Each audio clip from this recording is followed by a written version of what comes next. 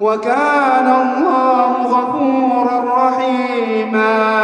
ومن تاب وعمل صالحا فإنه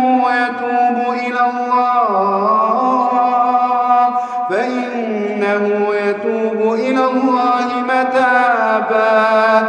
والذين لا يشهدون الزور وإذا مروا باللغو مروا كراما. والذين إذا ذكروا بآيات ربهم لم يخروا عليها صما وعميانا. والذين يقولون ربنا هب لنا من أزواجنا وذرياتنا قرة أعين